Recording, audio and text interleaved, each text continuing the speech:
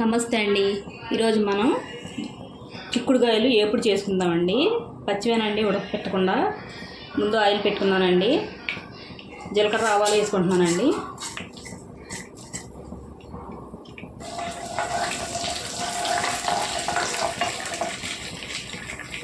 రెండు ఎండుమిరపకాయలండి, కొద్దిగా కరివేపాకండి,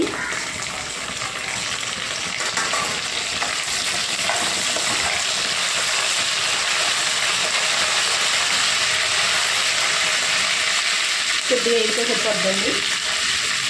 350 గ్రాములు చిక్కుడుకాయలండి, లేతవండి, వేసుకుందామండి.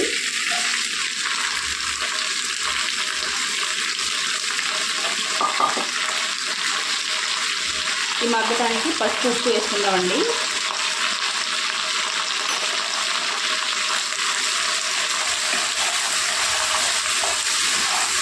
అన్నీ కలిసేలాగా అన్నీ కలుపుకోవాలండి.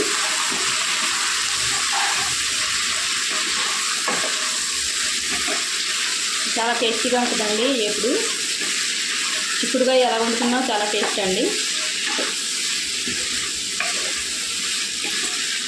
నేను అలాగే చేస్తానండి ఎప్పుడు. ఒకసారి మీరు ట్రై చేయండి, చాలా టేస్టీగా ఉంటుంది. మూత పెట్టి మగ్గించుకుందామండి. మధ్యలో మధ్యలో కలుపుకుంటూ ఉండాలండి. చూడండి, కొద్దిగా మగ్గినాయండి.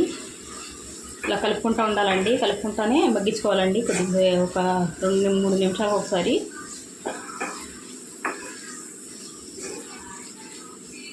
మూత పెట్టి మళ్ళీ మగ్గించుకుందామండి. చూడండి అలాగే ఎగినాయో. మనం ఉడకబెట్టే టైంలో ఈ ఎగిపోతాయండి ఇలా వేపుకుంటే. చాలా మటుకు ఎగిపోయినాయండి. ఇంకొక 5 నిమిషాలు ఎగితే సరిపోతాయండి. 5 నిమిషాల తర్వాత చూద్దాం. చూడండి బాగా ఎగినాయండి. ఇప్పుడు కొద్దిగా ఎల్లుల్లిపాయలు వేసుకోవాలండి. ఒక 6 వేసానండి ఎల్లుల్లిపాయలు. దీని ఉల్లి ఎగితే బాగుంటాయండి.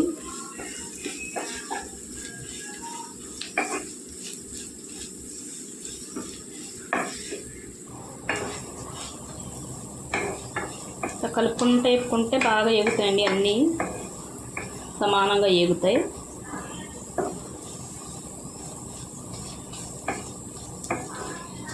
ఎలా వండుకున్నా చాలా టేస్టీగా ఉంటాయండి చిక్కుడుకాయలు.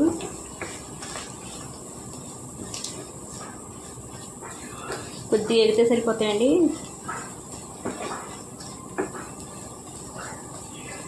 సరిపోద్దండి. కారం వేసుకోవాలండి.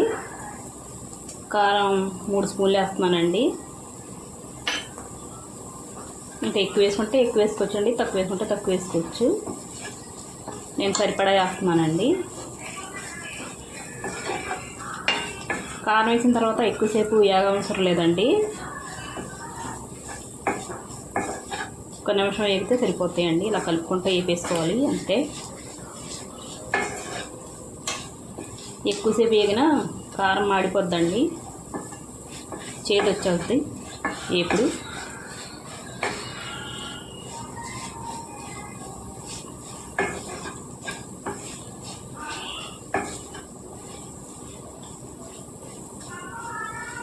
ఎల్లిపాయలు వేసుకుంటే చాలా వాసన చాలా బాగుంటుందండి. లాస్ట్లో వేసుకుంటే ఎల్లుల్లిపాయలు.